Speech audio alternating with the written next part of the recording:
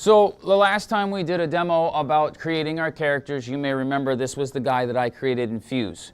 So we started in Fuse, we had all that kind of taken care of, and then I saved him both as a Fuse document and I exported him as an OBJ document, okay, which is wavefront, I forget that. So here's what you're going to do. Once you've got that and you've exported it, we can close this now. Yeah, we'll just close it now. Yeah, discard, whatever.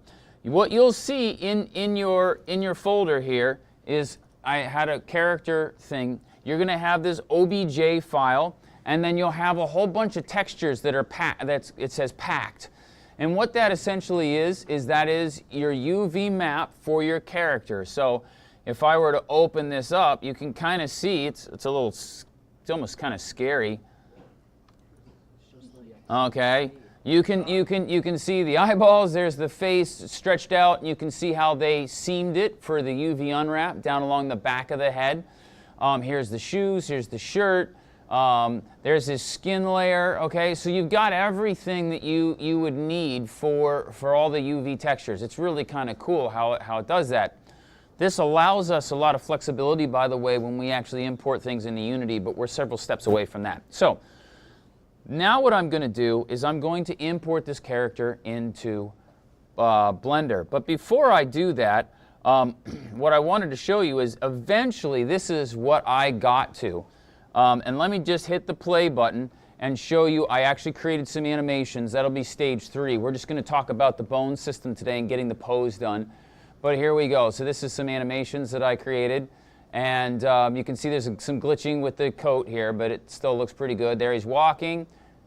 And now he transitions into a run, okay, which is pretty sweet. But believe it or not, that was actually a lot of compute cycles on my computer doing cloth simulations and all that sort of stuff. Now, I'm not exactly sure how we're going to get the cloth into Unity. We're still working on that, but we'll get there. So here's what's going to happen next. That's kind of our end goal. What we're going to do next is we have to bring our character into the file that you had for your weapon. I think that this is the best way to work it. There are some problems associated with this that I have not solved yet, but we'll get there. So the first thing I'm going to do is File, Import, and then it's going to be the wavefront.obj object. So you're going to do that. And this is a little bit of review because if I remember correctly, I did this really quickly in the last demo. And then I'm going to go to, I have in the weapon folder, and I do believe it's character 1, and I find the character OBJ, and I'm going to double click on that. And there he is. So there's my character, obviously way too big. My weapon is somewhere underneath his feet there. And when you see this, if I just take this down, you'll see that all of a sudden a whole bunch of objects came in. Body, bottoms, eyes, I think the plane is my weapon, shoes, tops, and default. And by the way, the default are usually the eyelids, or not the eyelids, the eyelashes, which for some reason come in as a solid black object. Let me go to a render mode here really quickly. That look really, really, really weird. So the first thing that I did was I just deleted those. And he looks better without eyelashes than with them on. So, you know, that's not great either, but it's not horrible, and it looks a lot better than whatever that was. So that's one thing to kind of keep in mind. And there's my character. That looks pretty good. And we can see everything is where it needs to be. So my next step is to scale my character down and fit him to the weapon, not the other way around. Okay, and some of you have already gotten to this.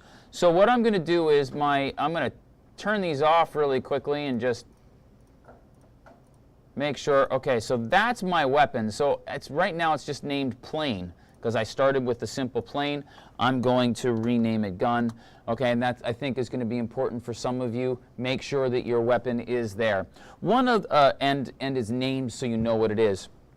Another thing that's really important is if your object is made out of several different objects, you can parent an object to a master object. So my gun was actually made out of only one object. But let's just say, for instance, really quickly, that I'm just going to add a cube here, that this cube was part of the weapon somehow. Okay? And I wanted both of those together. One of the things that you can do is you can right-click on the cube, then hold the Shift key down and right-click on the gun, and then hit Control-P. And then you want to set the parent to the object. Now if you look in the hierarchy here in the outliner, the cube is now inside the gun. And that's going to make things a lot easier. Some of you may, when you do this, you may find that what actually happens is it changes, it starts distorting the weapon. If that is the case, then parenting probably isn't a good idea, and instead of remaking your entire weapon, we'll just deal with a whole list of things. So let me undo that. There we go, and I'm just going to take the cube right now and delete it because I don't need it. So now what I'm going to do is I'm going to take my weapon, I'm going to turn it off, and I'm going to turn off the selection mode. So I click the arrow, and now I can't select it. That's just a good thing. And now I'm going to turn everything else on. I'm also going to turn off my camera selection mode and my lamp because I don't want to include those in with the objects. You could even delete them if you want, but later on we might want to do a test render or do some lighting checks or whatever to make sure the textures are working. So in that case, having the camera and the lamp is probably a good idea. So I don't delete them, I just turn them off and make them unselectable. Now all I've got is all the different pieces of my character. Gentlemen, please stop. So now what I'm going to do is I'm just going to hit A to select all, and I'm going to turn the gun back on so I can see it, and I'm going to hit the S key, and I'm going to start scaling him down. And as I do that, I'm going to kind of take a look at his size next to the weapon and kind of judge, how things will look.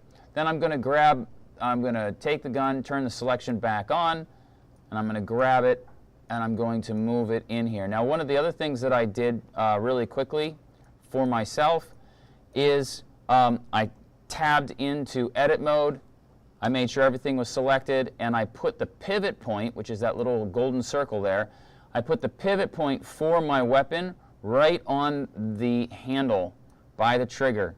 And that just helped me rotate it in a manner that was a little easier as I start trying to put it into the guy's hand. So now what I'm going to do is I'm going to take this and I'm going to rotate it until it kind of fits into his hand. So I'm going to take that, hold the control key down, we'll allow it to lock into 5-degree increments. Can start trying to put it in here and taking a look at how the size is. So now I'm kind of taking a look at that. That doesn't look too shabby. That actually looks pretty good. What I'm looking for is that the grip of my hand here, or the hand grip here for the weapon, matches from the thumb to about the first knuckle of the hand. So luckily enough, I sized him up perfectly on the first try. That's not going to happen most of the time. It didn't happen the first time I did it, and I did not plan it or memorize it, so that was just a nice happy accident. So now what I'm going to do is I'm going to go in here and I'm going to slide this down so that it's right up against the hand, and the forefinger is ready to go into the trigger guard, and so on and so forth. It doesn't matter if it's going through the hand a little bit. We'll deal with that later. But we're now ready to do a process that we call rigging. And rigging is how we're going to get the body to do the pose that we want to do. So I can just turn everything off in selection mode so that nothing is able to be selected. Just going to click right here on the abdomen area, okay? And I'm going to hit Shift A, and I'm going to go to Armature, and I'm going to add a single bone. And if I look, I can't see anything. So one of the things that we want to do is there's a neat little thing called X-ray mode, which is down here on an object, and if you check X-ray mode, that means it's always going to be visible even though it's inside an object. That's very handy for us. Now we've got the first bone of what's going to be a skeletal system for our character. In order to add more bones, we have to go into edit mode, and that's really important. You can't actually add bones unless you're in edit mode. So when you're in object mode, if you go to add a new bone, guess what? It's a separate object. So that's bad. So we need to go into edit mode, and now we can start to size things up. So what I'll do is I'm going to take the whole bone, and I'm going to actually get out of edit mode really quickly. In object mode, I'm going to set this down right at his waist, essentially. Okay. Now I'm going to tab into edit mode, and I'm going to grab this. And the way that I like to do it is I like to do 2 bones maybe for the abdomen and then 1 for the sternum. And that allows him to bend his back a little bit more naturally. The other thing that I think is important is placing the bones a little bit further to the back of the object, because if you think about the way we are built, you know, our spines are towards the back of our body. So when he flexes, he'll bend more towards the back. Now you don't want to place it all the way back, or else it gets a little distorted, but towards the back of his body. So right about there is pretty good. And now I'll tab back into edit mode, and I'm going to hit the E key, maybe make that a little bit bigger, the E key to extrude, and now I get a second bone. And then depending upon how I want to do that, I might even do a third. It's not that big of a deal for the core, but then I'm going to have him go straight to the sternum, so right about there, and then I'm going to hit the E key again, and I'm going to make one that goes all the way up to the collarbones. So that's going to be the sternum, because you think about it, your sternum doesn't bend very much. Okay, so you can do 1 bone there. And you can click on the little ends, and you can adjust them however you want to get those to work. Then I'm going to start back down at the bottom, and I'm going to hit the extrude key again, and we're going to go over and down. And then I can do it again like this. And it doesn't have to be perfectly symmetrical, but you want to make it as close as possible. So then once I get here, I'll shift click on both of them, and then I can kind of move them and bring them down to where the hip bone would really be. And I can also see if one is like a little bit higher or lower than the other. I can kind of see that better from the side view. There we go. And you'll notice that being symmetrical isn't as important as you might think, because when you create a character in Fuse, they're not symmetrical.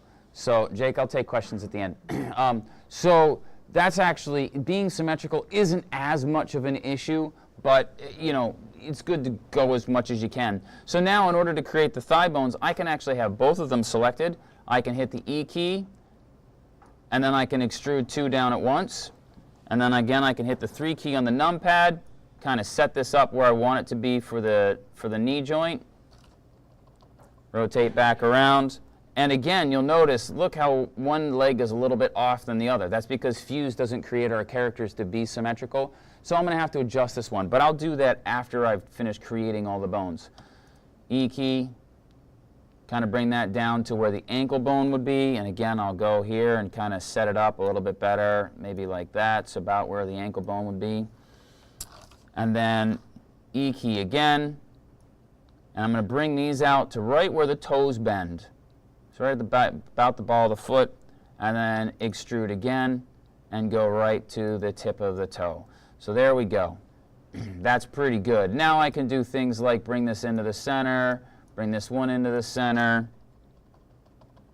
By the way, when I do that, I'm hitting the 3 key on the numpad, and then I'm rotating with the 4 and the 6 keys to spin around sideways in very precise amounts. It helps greatly when you are doing stuff like this. And I can bring these over, and so on and so forth. Now, once we've got that set up, then I'm going to go back up to the top here, and I can hit the extrude key again.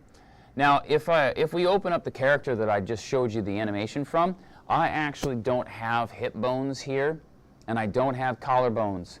That was a mistake, because twisting the shoulders to hold the rifle was actually a real pain in the butt, because I didn't have collarbones. Twisting the hips to balance the character off to make it look more natural was also a pain in the butt, because I didn't have the hip bones and the collarbones. So if I open up my finished product, you may see that I don't have that. That was not good, so we're just going to do that. So I can hit E to extrude, bring that out like that. Do it again, And I'll probably drop, yeah, that's actually probably not too bad. Get them in where the shoulders are going to be. And then now it's a little harder to extrude both at once. Let me try something though. I just thought of this. If I hit this, hit E to extrude, left click, and then scale. Oh, there they go. So if I hit scale, they spread out evenly across from the center point. That worked out well. How about that? Now I can hit the 7 key on the numpad to kind of see where they are this way and bring them back a little bit. Hit E to extrude again. Hit S to scale, and there they go to the wrists. That's not too shabby. And then I'm going to hit E to extrude again. Scale. Nope. For the palms. Now, that's a pretty good setup. Let's look at him from the front. Probably could bring these down just a touch. You can play with the positioning a little bit and whatever works best. Probably bring the wrists down a little bit. It's best to have, for these, it's best to have them kind of in the center of the joints. And bring those down right to where the finger joints are going to be. Okay, so now we need to do the hands. So if I take care of the hands, then everything gets pretty good. But before we do that, actually, I need the neck and the head. So I'm going to click back in the center. I'm going to hit the 3 key in the numpad, kind of zoom over a little bit, extrude, bring it up, kind of come back here a little bit. Seems to work out really good to the base of the spine. Then I'll hit extrude again. And I'll just usually do 2 or so. Again, because I like, the more bones you have, the more natural the bending it seems to be. So then I'll go up to about here. Well, actually, now this one, we'll just make this one the final one. That seems to work pretty good. If you do multiple bones in the back here, what will end up happening is it will open the jaw as the head tilts back, and that can be a little problematic. So now that we've got all that kind of set up, let's do the hands. And the hands are a little different. And it would be the same if we did toes if they were actually barefoot. And so what we're going to do is, instead of extruding, we're just going to, I'm going to left click here, and it's going to create a cursor marker right on the skin right there. And so now I'm going to hit Shift A, and it's going to add a bone right there for me. And then I'm going to drag that under, grab that, and we'll start to configure it to look like it's in the right place. And it actually doesn't look too bad. E to extrude, get another one, E to extrude, there we go. And now I've got a basic finger that I can start to look at from the side. So hit the 3 key so I know I'm directly at the side, and now I can go in and kind of adjust them to be in the right place for the knuckles. Now this all seems very tedious, and it kind of is, but if you do this part right, everything else gets to be really, really easy. So now what I'm going to do, and this makes it a little easier for me, Shift click on all 3 of these, hit Shift D, which duplicates them, bring them forward, and I'll have to adjust their length and their location, obviously, but it's just easier to be able to kind of duplicate the bones so that I have 4 sets automatically set up just like that. And so now I can take them and just kind of reconfigure where they're going to be. That looks pretty good, that looks pretty good, that one actually looks really good, but the tip is not right in the exact same place. And there we go, let's see here. Now this is going to be a very simple rig. You can get a lot more complicated in rigging a character than what we're going to do here, where you have extra controls and everything, but for our purposes it's not as necessary. Just make sure that that looks right. Okay, so now I could go ahead and do, now the thumb is always actually the hardest part because of the way that it's angled slightly differently. So I'm not going to go duplicating any of the fingers for that. What I'm just going to do is Shift A, add another bone, and this is where I just kind of have to look at it from a whole bunch of different views and kind of get it in the place where I want it just by doing a lot of different views to kind of see where it's at, because the thumb is a little bit harder to do. Extrude, I got that pretty close to where I want it. And you definitely have to sweep around a lot of different views to kind of get it where you might want it to go. The other thing that you can do is you can change to, oh, that didn't work. No. I was going to say you can try, the orientation can be different sometimes, but no, not in this case. It's not helping, so we'll just have to play with that. So 3, actually that worked out pretty well. So moving to a straight top view actually helped me a lot there. So now I'm in straight side view, and then I'll hit 7 to go straight to the top view, and there we go. That looks pretty good. That could probably go down a little bit, so could that. Maybe over a little bit. Time consuming. Yeah, it is time consuming. It is very time consuming, but once, like I said, once we get this ready, we're good to go. So now that I've got the left hand done, what I can do, and this works relatively well, is I can select all of them, and I can hit Shift-D. Now I've duplicated them all, and I'm going to slide them over here to the other side. Now there is a way of mirroring your skeletal system, but it doesn't work for me. So I just, instead of messing around with it, I just did it this way. So now I'm going to take these and rotate them 180 degrees, and the first thing that you all should be thinking is, that's great, WisePro, but it's not going to work. And you're correct, it's not going to work. At least not completely. Okay, so there, 180 degree rotation, and you can see that the thumb's on the wrong side, yada, yada, yada, got all sorts of issues, right? So, so what we're going to do now, this is my forefinger, this is my pinky. So if I just keep them offset like this, I can actually move them with pretty good success here. So this is the ring finger, I'll put this here. This is the forefinger. So if I just kind of keep track of which finger was which, guess what? They're already pretty much sized correctly. I just need to put them in the right position. So hang on a second. I'll take questions at the end. I want to get through this, and I know it's lengthy. Yeah? You can't. I just did rotate them. If you flip them upside down, then if you rotate them upside down, then all the bends are wrong too. So it's actually easier just to move them around like this. I tried that, just rotating them, but then the bends, then they're bending up instead of bending down with the natural curl of the fingers, and then you're readjusting them all individually anyway. So moving them around like this actually works out really well, and if you take a look, they're almost in exactly the right position. And I just have to do a couple of little tweaks, and now they're really good. And the other thing is I can turn off the gun here so I can see a little bit better. Now, having done those little tweaks and getting closer, it looks pretty good. It gets a little confusing looking at them from the side there like that, because they are all kind of right up on top of each other. But you'll get used to it, and it does work. So now we're just about ready for the fun part.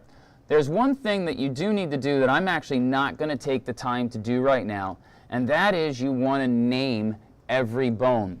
And it's important to keep a similar structure, and it's important to do that so that you know how to do the next step, which I'm going to do without naming everything. So what I'm going to do is I'm going to take my palm here, and I'm going to go to the Bone Data tab, and instead of bone.020, I'm going to call this palm.left. That's my character's left, not my left. And I like doing it that way. And then I'll call this one palm.r for right. Now what I need to do, oh, I didn't do the thumb. Oh well, we'll deal with that later. So now what I need to do is I need to set all the fingers here, the first joint in each finger, as a child of the palm bone. So I'm going to click here, and where it says parent, I'm going to type in palm. And oh look, there's the left. And if I do that, now you see this little dot going to that. That's why we want to name them. So I would name this like index finger 001, 002, 003, and so on and so forth. Like I said, not going to go there.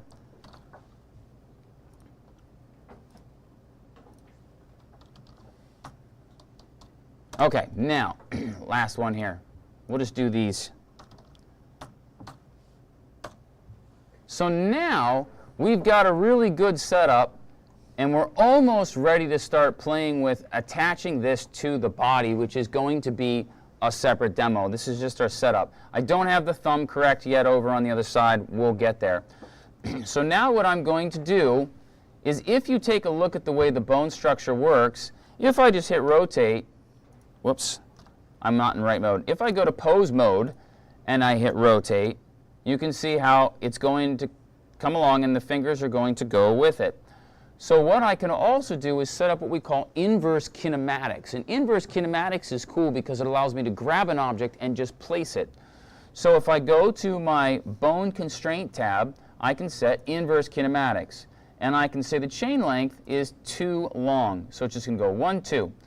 And so what that allows me to do is hit grab. Whoops. Nope, I need to set it to the palm. My bad. Boom. So I set it to the palm, hit the bone constraint, go inverse kinematics, set the chain length to 2. Then I can grab the palm. I need to set the chain length to 3 now because I added one more. Okay, sorry. Now I can hit grab, and I can place the hand anywhere I want, and it will bend the arms to match it. The chain length is important because if you don't set it, when I grab the palm, it starts to bend everything. Okay? Which looks really cool, but I can tell you right now, it is so difficult to pose a character when the chain length is not set correctly. So we want the chain length set to 3, and now I can, if I did 4, it would change the shoulders. Yeah, but I don't think you want that to happen because it'll twist his shoulders a lot more. You want his body to stay straight. Trust me, you want his body to stay straight. is there any way to like make the collarbones always? Yeah. So if you want the collarbones to twist, you just grab them, But and like you can. always like straight, because if you like turn one, the other one is going to go back. No, you'll have to do them together, but you can hit rotate Z, and then they, just as long as you. That's why you don't want to set the chain length all the way. Yeah. Is because if you did that, then guys, what he was asking was, you don't want one collarbone to rotate while the other one doesn't, because if you think about it, whenever you shift your shoulders, one collarbone moves, the other one always moves almost opposite in equal ways. Not quite, but close. So he was saying, is there a way of doing it? Well, no, there's not really. I mean, yes, there are constraints and stuff that I'm not going to go into, but that's one of the reasons why the chain length needs to stay at 3 instead of 4 in this case, because if I set the chain length to 4, let's put this back. If I set the chain length to 4, and now I grab it, you can see how the collarbone's going to twist, but the other one's not going to work. And what's going to happen is his chest is literally going to fold in on itself, which we don't want. Okay? So this is really the way to work. And this is a very simple rig. And then you would want to do the exact same thing with the feet here. You would want to take the foot, you would want to do an inverse kinematic, set the chain length to 3, and now you could take the foot and you can grab it and you can place it wherever you want, and you will have pretty good success. Now, some people, when they do their rigs, will place an extra bone here at the knees to help control the knees. I don't think we need to go there. Our animations are not going to be that complicated for video gaming. We're not going to get to the point where they can be that complicated. But this is your basic rig. It's very simple and it makes sense. So the next thing to do for this rig for me is to name all the bones. So I would go upper arm left, forearm left, thumb left 001, thumb left 002, thumb left 003. Then I would go neck 001, neck 002, neck 003, and then head. Then I would go abdomen 001, abdomen 002, and so on and so forth. So you want to kind of keep the same thing, the same naming setup. Abdomen dot 001, just like I'm just going to show you these 3 just so that you kind of get the idea. Abdomen dot 002. Abdomen dot 003, and then I would call this like sternum. Okay, and then I would just keep going. It's really important that we name them so that we understand what bones are what. If it helps you, One of the other things you can do is click here on the Armature tab, and you can check names. And then it will display a name for every bone that you have. The other thing that you can also do is, if you want to, you can turn, once you get them set up, you can turn these off if they're annoying you and go to B-bone mode, which is helpful, or stick mode. I usually, when I start animating, I work on stick mode. But when I'm naming and setting up my, my IK, or my rigging, I always stay in the octahedral because it's easy to see. I like this because it tells you what direction the bones are growing in, if you will. Put that in quotes. Okay? Once you get all this set up, there's one other thing that I need to do. And that is, we need a bone for the weapon. Because this way we can actually control the angle, and we can tie the weapon to the hand. There's some negatives to this. You couldn't holster the weapon. You couldn't, there's a lot of things you couldn't do that you guys would see in a more advanced game. But for us, we're only going to have one weapon. You're never going to holster it. We're not going to that depth. I don't even know how you would honestly do that in a video game. So this is the easiest way to do that. So you want to take your, I will hit the left click on the weapon here. Let's turn off the names. They're bothering me with all the fingers. Shift A. I'm going to, oops, wait, I'm in pose mode. I got to go into edit mode. Sorry, my bad.